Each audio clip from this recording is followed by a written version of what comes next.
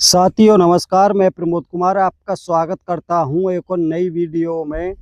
किसान भाइयों, क्या आप भी अपने धान की फसल से अच्छा फुटाव नहीं ले पाते? अगर नहीं ले पाते तो ये वीडियो आपके लिए बहुत ही काम की होने वाली है, और ख़ास करके उन किसान भाइयों के लिए जो इन दोनों में से किसी एक वैरायटी को लगाते हैं या फिर दोनों वैरायटियों को लगाते हैं 1509 या फिर 1692, और वो इन वैरायटियों से अच्छा फुटाव नहीं ले पाते। तो उनके लिए तो किसान भाइयों ये वीडियो बहुत ही काम की होने वाली है। इसलिए आप सभी से मैं कहना चाहूँगा कि इस वीडियो को अंत तक अवश्य देखें और अपने धान की फसल में बहुत ही शानदार फुटाव लें।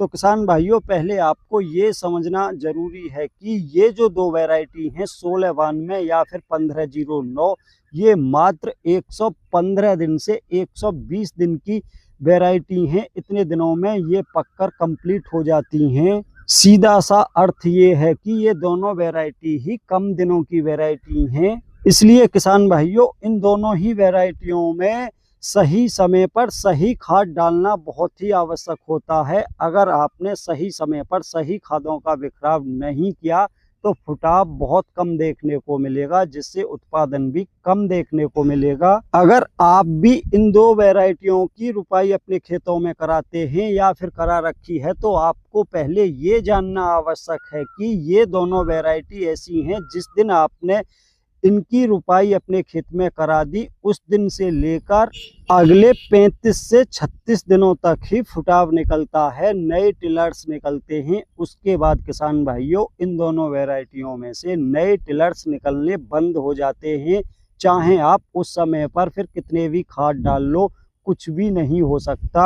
इसलिए इन दोनों वैरायटियों में सही समय पर सही खादों का बिखराव करना बहुत ही आवश्यक हो जाता है, तभी अच्छा फुटाव निकल के आता है। अन्यथा किसान भाइयों, बहुत ही कम फुटाव इन दोनों वैरायटियों में देखने को मिलता है।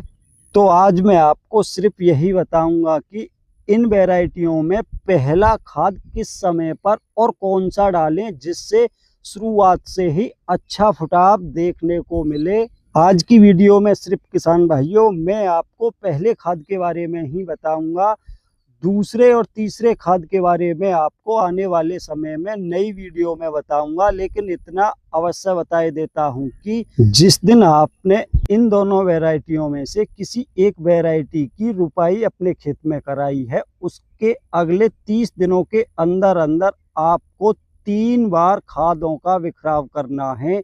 तो किसान भाइयों, इनमें सबसे मुख्य सबसे जरूरी खाद होते हैं फुटाव कराने के लिए पहले 2 खाद, जिनमें सबसे मुख्य होता है पहला खाद। अगर पहला खाद आपने सही समय पर सही डाल दिया तो किसान भाइयों, आप देखोगे कि शुरू से ही आपके धान की फसल में बहुत अच्छा फुटाव निकल के आएगा। और पहले खाद का सही समय होता है जिस दिन आपने अपने धान की पौध अपने खेत में लगवाई है, उससे अगला 9वां या 10वां दिन। कहने का मतलब ये है कि 9वें दिन पर या 10वें दिन पर आप पहले खाद का बिखराव अवश्य कर दें। लेकिन किसान भाइयों, ये भी सबसे मुख्य सवाल है कि पहले खादों में कौन से खादों को मिलाकर क्या क्या मिलाकर बिखराव करें, जिससे धान में शुरू से ही अच्छा फुटाव देखने को मिले। लेकिन पहला खाद निर्भर करता है इस बात पर कि आपने जिस दिन अपने धान की फसल की रुपाई कराई थी, उस समय आपने बेसल डोज में कौन से खादों का बिखराव किया था, खादों का बिखराव किया है या नहीं किया। क्योंकि बहुत सारे किसान भाई तो जिस दिन पौध लगवाते हैं उस दिन या उससे अगले दिन किसी ना किसी खाद का बिखराव अवश्य कर देते हैं, और बहुत सारे किसान भाई किसी भी खाद का बिखराव नहीं करते, बेसल डोज में किसी भी प्रकार का खाद नहीं डालते। तो जो किसान भाई पौध रोपण के समय कोई भी खाद नहीं डालते, वो किसान भाई कुछ इस प्रकार से पहले खादों का बिखराव करें। वो 1 एकड़ धान के लिए 2 बैग एसएसपी खाद के लें। अगर एसएसपी खाद नहीं डालना चाहते तो 30 से 40 किलो के बीच में डीएपी खाद लें, और साथ ही 1 कट्टा, जी हाँ किसान भाइयों, 45 किलो यूरिया उसी के साथ अवश्य मिलाएं और इन्हीं के साथ 1 एकड़ के लिए 3 से 4 किलो सल्फर पाउडर 80% वाला अवश्य मिक्स करें। अगर आप DAP ले रहे हो तो, अगर आप SSP खाद ले रहे हो तो सल्फर की आपको आवश्यकता नहीं है। और साथ ही किसी अच्छी कंपनी का ह्यूमिक एसिड 98% वाला 1 किलो अवश्य मिक्स कर लें और एक ऐसा प्रोडक्ट अवश्य सम्मिलित करें जैसे कि इफ्को की सागर का या फिर बायोवीटा, और इन सभी को अच्छी प्रकार से मिक्स करके 1 एकड़ में बिखराव कर दें। लेकिन किसान भाइयों, ये भी ध्यान रखें कि जिस दिन आप 9वें या 10वें दिन बिखराव करते हो उस समय पर आपकी धान की फसल में अधिक पानी नहीं होना चाहिए। या तो पानी ना हो तो बहुत अच्छा है, अगर पानी हो तो बहुत कम होना चाहिए। अब जान लेते हैं किसान भाइयों, जिन्होंने बेसल डोज में DAP या SSP खाद का शुरू में ही बिखराव कर दिया था, वो किसान भाई पहला जो खाद 9वें या 10वें दिन लगाते हैं वो क्या मिक्स करके लगाएं। वो किसान भाई 1 एकड़ के लिए 1 बैग यूरिया लें और यूरिया खाद में मिक्स करें 1 एकड़ के लिए 5 से 7 किलो 33% वाली जिंक किसी अच्छी कंपनी की, या फिर आप ले सकते हो जो यारावीटा की लिक्विड जिंक आती है प्रोकोट के नाम से, उसकी मात्रा आप 1 एकड़ के लिए 250 ml ले सकते हो।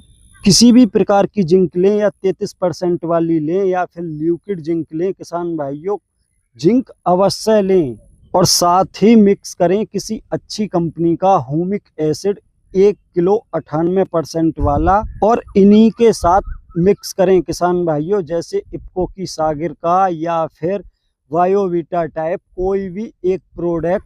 ये ध्यान अवश्य रखें कि जिन किसान भाइयों ने बेसल डोज में DAP या SSP कोई भी ऐसा खाद दिया है जिसके अंदर फास्फोरस उपलब्ध है, वो पहले खाद में जिंक अवश्य सम्मिलित करें। और जिन किसान भाइयों ने बेसल डोज में DAP या SSP खाद नहीं डाला है वो पहले खाद में जिंक सम्मिलित ना करें, DAP या SSP सम्मिलित करें। साथ में 3 से 4 किलो एकड़ की 80% वाली किसी अच्छी कंपनी की सल्फर अवश्य मिक्स करें। तो ये तो हो गए किसान भाइयों पहले खाद, किस किसान को कौन सा खाद डालना है 9वें या 10वें दिन पर।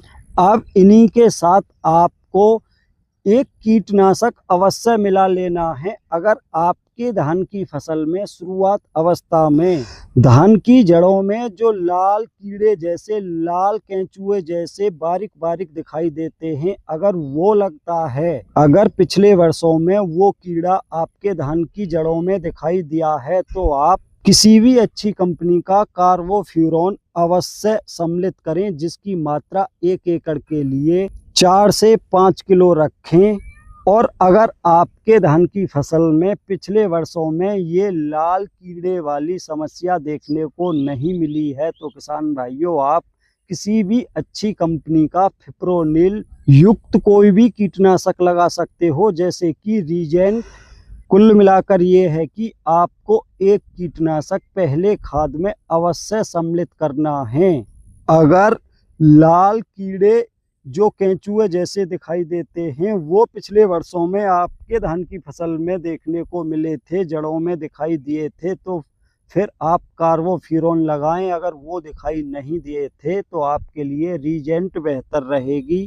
तो इस प्रकार से किसान भाइयों इन खादों का सही समय पर बिखराव करके आप अच्छा फुटाव ले सकते हो। जैसा कि किसान भाइयों आप हमारे धान की फसल में देख पा रहे हो, बिखराव करने के अगले दिन से ही आपको लगातार अपने धान की फसल में पानी भरकर रखना है जिससे खेत की मिट्टी मुलायम बनी रहे। खेत में घुसने के बाद पैर धंसने चाहिए, अगर पैर नहीं धंसते, मिट्टी सख्त होती है तो किसान भाइयों फुटाव बहुत कम निकलेगा।